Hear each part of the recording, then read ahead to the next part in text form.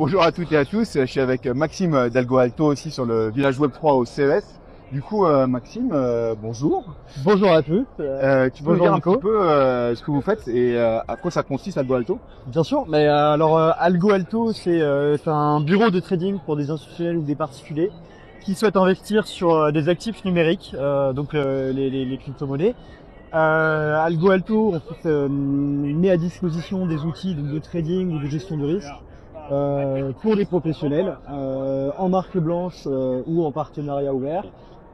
Et fait de la gestion sous mandat, un peu comme un fonds d'investissement, bien qu'il ne soit pas encore fonds d'investissement, pour les clients justement ce qu'on appelle les high value net worth, donc des fortunes qui souhaitent mettre un billet sur les actifs numériques. Et moi qui suis pas fortuné, est-ce que je peux quand même accéder à ce genre de service? Alors, on ouvre des mandats à partir de 10 000 euros. D'accord. Faut savoir que chez nos confrères de la finance traditionnelle, on est plutôt sur des mandats qui démarrent à 100 000 euros, voire même 250 000 euros.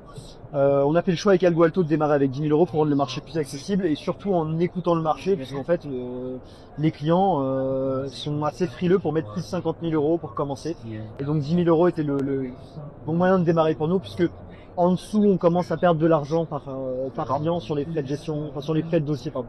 D'accord. Et du coup, c'est quoi la spécificité propre d'Algo Alto pour la gestion qui fait que c'est performant? Alors, c'est notre plus grosse valeur ajoutée, en fait, c'est notre expérience sur les crypto-monnaies.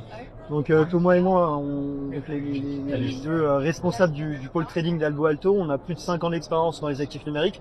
En fait, même d'ailleurs bientôt presque 10 ans d'expérience dans les actifs numériques.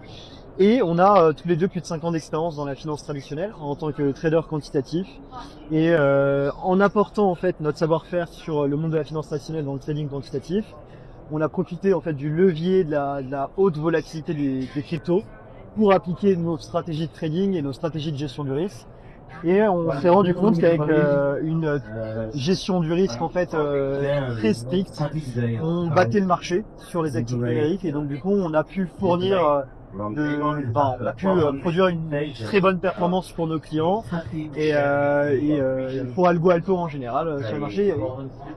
C'est à l'issue en fait d'une rencontre entre les équipes d'Algo Alto dans une ancienne entreprise qui était justement un fonds d'investissement quantitatif qu'on a décidé de créer Algo Alto et de se lancer à notre compte avec nos propres stratégies et nos propres savoir-faire.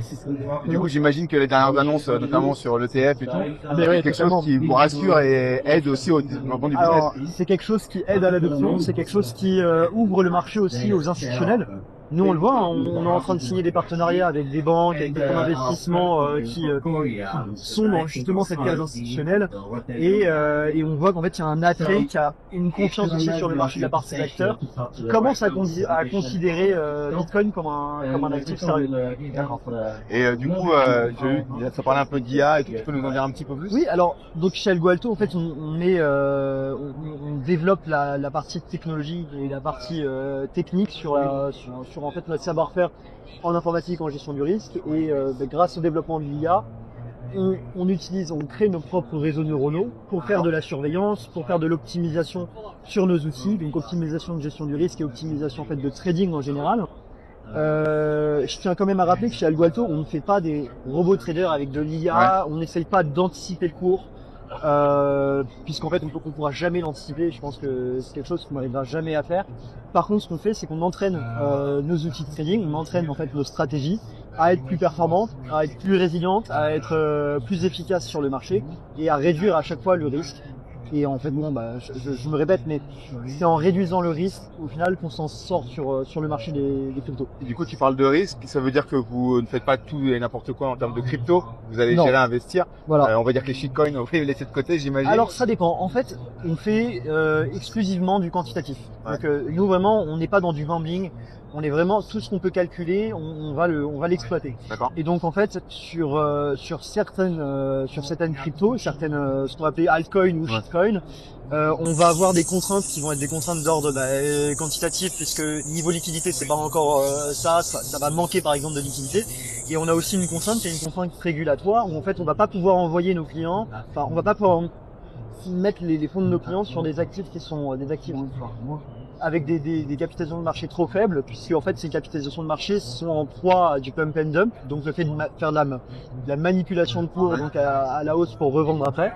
Et donc du coup on est assez limité sur la capitalisation de marché des actifs, mais on n'est pas bloqué si demain par exemple j'ai un token qui passe par exemple 15 millions de market cap et que mon client ne représente que par exemple 50 000. Bah, je sais que je vais représenter moins de, par exemple, 10% de la market cap et donc je vais pas trop influencer le cours et je vais pas être non plus trop victime de ces manipulations de marché. D'accord. Et concrètement, du coup, sur ces parties-là, vous allez apporter votre expertise. Est-ce que demain, ça veut dire que vous allez pouvoir ouvrir vraiment dans ce projet d'avancement en P2C pur avec une app dédiée ou ça reste fermé? Et mon autre question, c'est aussi en termes de régulation, MiCA, PSAN et autres, vous en êtes où? Alors, donc, Algo Alto n'est pas PSAN. Algo Alto avait vocation de devenir PSAN, mais Algo Alto est en train de construire un partenariat en fait avec Davency et Lord Token. Davency et Lord Token appartiennent à une structure qui s'appelle Lord Services, qui est PSAN et qui nous permet d'onboarder nos clients. Aujourd'hui, on est sur un gros chantier. En fait, on développe Davency avec Lord Services et on développe une plateforme qui nous permet d'accepter des clients en B2C et de faire tout le processus d'onboard, donc le processus d'inscription, de dépôt des fonds, de manière automatisée depuis la plateforme de Davency. Et du coup, s'il y a des gens qui sont intéressés, ils font comment?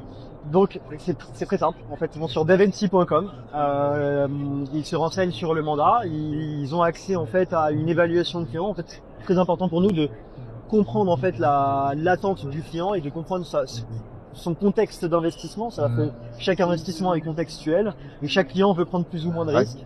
Et donc en fait, il passe une espèce d'évaluation, un questionnaire client qui va lui permettre en fait de connaître en fait son appétence au risque. Ce qu'on trouve déjà chez les acteurs bancaires traditionnels, en fait, placement en bourse, c'est toujours le petit questionnaire, tu vas bien. Et c'est toujours une contrainte régulatoire, c'est-à-dire que au-delà de notre volonté de le faire, on a l'obligation légale de le faire. Et après, le client suit un processus de KYC, c'est Know Your Customer, donc connaître son client en français, où en fait il va donner ses informations d'identité, s'assurer de la traçabilité de l'origine des fonds, ce qui nous permet légalement en fait c'est d'opérer ses comptes. Mais tout ça il le fait de manière automatisée, soit depuis son smartphone, soit depuis son ordinateur, avec un processus qui dure au maximum 5 minutes. Avant, avec Algo Alto, on onboardait manuellement mes clients. Et donc, on faisait des rendez-vous, on leur a expliqué ce qui est normal. En fait, le client a besoin de savoir. Mais en fait, on faisait beaucoup d'allers-retours entre le fait de l'aider à créer des accès à son compte, de faire de dépôts bancaires, etc. Aujourd'hui, tout est automatisé, tout se fait depuis le lien. Le client n'a qu'à envoyer en fait une photo de son visage, ses pièces d'identité, et après faire un virement sur une adresse traditionnelle qui sera, je le rappelle, une adresse. Enfin, je le rappelle non, mais faut pour que ça soit plus transparent pour le client. Nous, on crée un sous-compte sur une plateforme d'exchange, donc Binance, Coinbase ou n'importe quel exchange qui est régulé. Et ce compte appartient au client. Et le client a soit accès à son compte en direct, soit une visibilité sur ce compte, ce qui nous permet d'être totalement transparent. Et ce qui peut rassurer quelque part le client, puisque quand c'est son compte, nous on a juste un accès de trading, on n'a pas un accès de retrait sur ses comptes. Et donc en fait, le client est toujours maître de ses comptes. Et est-ce que quelqu'un qui a déjà un compte peut vous donner accès à ce compte-là? Bien sûr. Pour le gérer?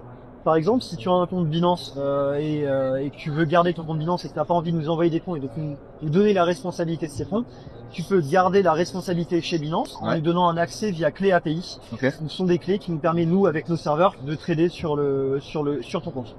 Ok, non, ça très clair.